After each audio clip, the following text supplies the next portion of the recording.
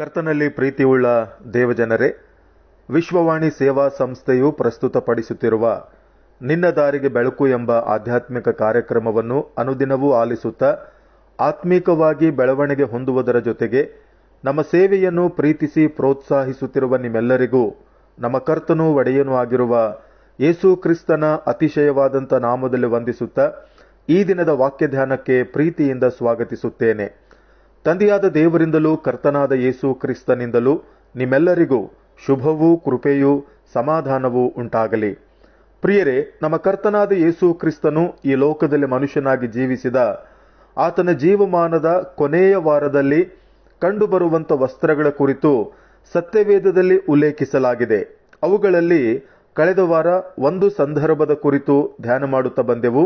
ಈ ದಿನ ಇನ್ನೊಂದು ಸಂದರ್ಭದಲ್ಲಿ ಕಂಡುಬರುವ ವಸ್ತ್ರದ ಕುರಿತು ಆಲೋಚನೆ ಮಾಡುತ್ತಾ ಮುಂದೆ ಸಾಗೋಣ.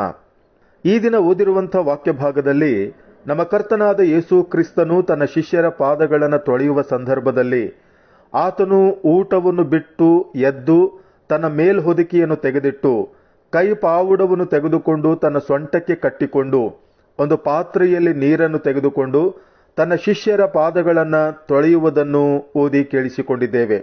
ಈ ವಾಕ್ಯ ಭಾಗದಲ್ಲಿ ನಾವು ಎರಡು ವಸ್ತ್ರಗಳ ಕುರಿತು ಉಲ್ಲೇಖಿಸಿರುವುದನ್ನು ಕಾಣಬಹುದಾಗಿದೆ. ಮೊದಲನೇದಾಗಿ ನಮ್ಮ ಕರ್ತನಾದ ಯೇಸು ಕ್ರಿಸ್ತನು ಹೊದ್ದುಕೊಂಡಿದ್ದ ಮೇಲ್ಹೊದಿಕೆ ಮತ್ತು ಎರಡನೇದಾಗಿ ಆತನು ತನ್ನ ಸೊಂಟಕ್ಕೆ ಕಟ್ಟಿಕೊಂಡಂಥ ಕೈಪಾವುಡ ಅಥವಾ ನಡುಕಟ್ಟು. ಪ್ರಿಯರೇ, ಈ ಸಂದರ್ಭದಲ್ಲಿ ಕಂಡುಬರುವ ಈ ಎರಡು ವಸ್ತ್ರಗಳು ನಮಗೆ ಯಾವ ರೀತಿಯಾದ ಆತ್ಮಿಕ ಪಾಠವನ್ನು ಕಲಿಸಿಕೊಡುತ್ತವೆ ಎಂಬುದಾಗಿ ಒಂದು ವೇಳೆ ನಾವು ಆಲೋಚನೆ ಮಾಡುವುದಾದರೆ, ಮೊದಲನೇದಾಗಿ ಮೇಲ್ಹೊದಿಕೆ. ನಮ್ಮ ಕರ್ತನಾದ ಯೇಸು ಕ್ರಿಸ್ತನು ತನ್ನ ಶಿಷ್ಯರ ಪಾದಗಳನ್ನು ತೊಳೆಯುವುದಕ್ಕಿಂತ ಮುಂಚೆ ತಾನು ಹೊದ್ದುಕೊಂಡಿದ್ದ ಮೇಲ್ಹೊದಿಕೆಯನ್ನು ತೆಗೆದು ಹಾಕಿದನು ಎಂಬುದಾಗಿ ದೇವರ ವಾಕ್ಯದಲ್ಲಿ ಉಲ್ಲೇಖಿಸಿರುವುದನ್ನು ಗಮನಿಸಿದೆವು. ಈ ಮೇಲ್ಹೊದಿಕೆ ರಾಜತ್ವದ ಸಂಕೇತ.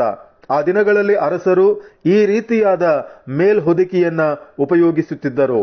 ಪ್ರಿಯರೇ, ಈ ವಾಕ್ಯ ಭಾಗದಲ್ಲಿ ನಮ್ಮ ಕರ್ತನಾದ ಯೇಸು ಕ್ರಿಸ್ತನು ತನ್ನ ಮೇಲ್ಹೊದಿಕೆಯನ್ನು ತೆಗೆದಿಟ್ಟನು ಅಂದರೆ ಇದರ ಅರ್ಥ ಆತನು ತನ್ನ ರಾಜತ್ವವನ್ನು, ತನ್ನ ಅಧಿಕಾರವನ್ನು ತೆಗೆದಿಟ್ಟನು ಅಥವಾ ತನ್ನ ಅರಸುತನವನ್ನ ಬಿಟ್ಟು ಬಿಟ್ಟನು ಎಂಬುದನ್ನು ಸೂಚಿಸುವಂತದಾಗಿದೆ. ಇನ್ನು ಎರಡನೇದಾಗಿ ಆತನು ಕೈಪಾವುಡವನ್ನು ತೆಗೆದುಕೊಂಡು ತನ್ನ ನಡುವಿಗೆ ಕಟ್ಟಿಕೊಂಡನು ಎಂಬುದಾಗಿ ದೇವರ ವಾಕ್ಯದಲ್ಲಿ ಗಮನಿಸಿದೆವು. ಈ ನಡುವಿಗೆ ಕಟ್ಟಿಕೊಂಡಂತ ಕೈಪಾವುಡವು ಸೇವಕನನ್ನು ಸೂಚಿಸುವಂತದಾಗಿದೆ. ಆ ದಿನಗಳಲ್ಲಿ ದಾಸರು ತಮ್ಮ ನಡುವನ್ನು ಕಟ್ಟಿಕೊಂಡು ಸೇವೆ ಮಾಡುತ್ತಿದ್ದರು ಎಂಬುದನ್ನು ಸತ್ಯವೇದದ ಚರಿತ್ರೆಯಲ್ಲಿ ಕಾಣುವಂಥವರಾಗಿದ್ದೇವೆ.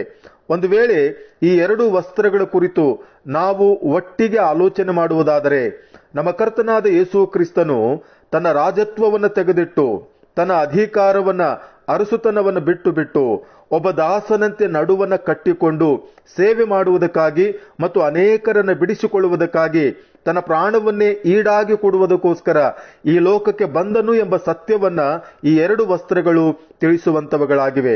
ಆದುದರಿಂದ ಫಿಲಿಪಿಯವರಿಗೆ ಬರೆದ ಪತ್ರಿಕೆ 2ನೇ ಅಧ್ಯಾಯ 6 ಮತ್ತು 7ನೇ ವಚನದಲ್ಲಿ ಗಮನಿಸುವುದಾದರೆ, ನಮ್ಮ ಕರ್ತನಾದ ಯೇಸು ಕ್ರಿಸ್ತನು ದೇವ ಸ್ವರೂಪನಾಗಿದ್ದರೂ ದೇವರಿಗೆ ಸರಿ ಸಮಾನವಾದ ಅಮೂಲ್ಯ ಪದವಿಯನ್ನು ಬಿಡಲೊಲ್ಲೆನು ಎಂದೆಣಿಸದೆ ತನ್ನನ್ನು ಬರಿದು ಮಾಡಿಕೊಂಡು ದಾಸನ ರೂಪವನ್ನು ಧರಿಸಿ ಮನುಷ್ಯರಿಗೆ ಸದೃಶನಾದನು ಎಂಬುದಾಗಿ ಅಪೊಸ್ತಲನಾದ ಪೌಲನು ತನ್ನ ಪತ್ರಿಕೆಯಲ್ಲಿ ತಿಳಿಸಿರುವುದನ್ನ ಕಾಣುವಂತವರಾಗಿದ್ದೇವೆ.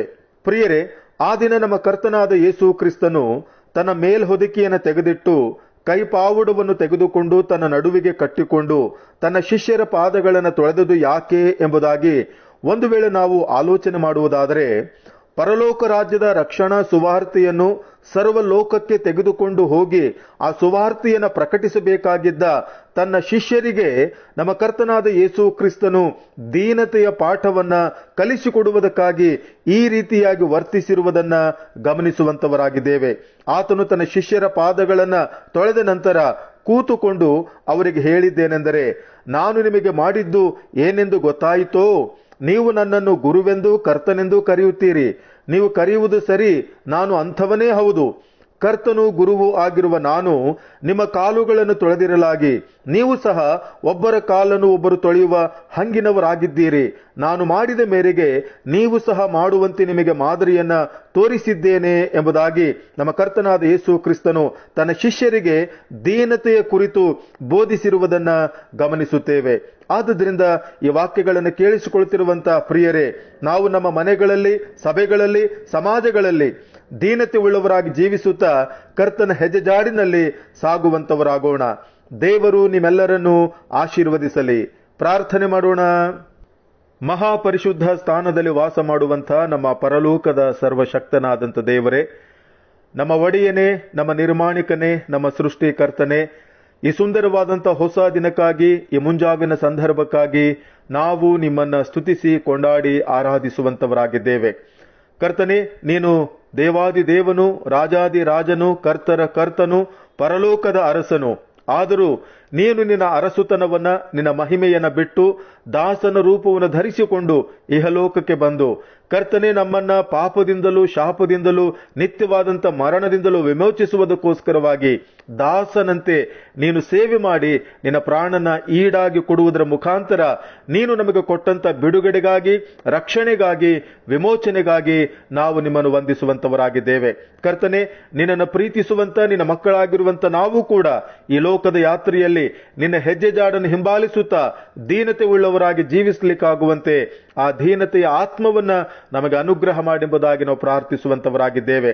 ಕರ್ತನೆ, ಈ ದಿನ ಈ ವಾಕ್ಯಗಳನ್ನು ಕೇಳಿಸಿಕೊಳ್ಳುತ್ತಿರುವಂತ ಪ್ರಿಯರೆಲ್ಲರನ್ನ ನಿನ್ನ ಕರಗಳಲ್ಲಿ ಒಪ್ಪಿಸಿಕೊಡುತ್ತೇವೆ. ಅವರ ವೈಯಕ್ತಿಕ ಜೀವಿತದಲ್ಲಿ, ಕೌಟುಂಬಿಕ ಜೀವಿತದಲ್ಲಿ, ಉದ್ಯೋಗ ವ್ಯವಹಾರಗಳಲ್ಲಿ ನಿನ್ನ ಮಕ್ಕಳು ಎದುರಿಸುತ್ತಿರುವಂತ ಎಲ್ಲ ಸಮಸ್ಯೆಗಳಲ್ಲಿ, ಇಕ್ಕಟ್ಟುಗಳಲ್ಲಿ ನೀನು ಹತ್ತಿರವಿದ್ದು ವಿಶೇಷ ಸಹಾಯಕನಾಗಿದ್ದು ನಿನ್ನ ಮಕ್ಕಳಿಗೆ ಬೇಕಾದಂತ ಸಹಾಯವನ್ನ, ಮಾರ್ಗದರ್ಶನವನ್ನ ಅನುಗ್ರಹ ಮಾಡೆಂಬುದಾಗಿ ನಾವು ಪ್ರಾರ್ಥಿಸುವಂತವರಾಗಿದ್ದೇವೆ.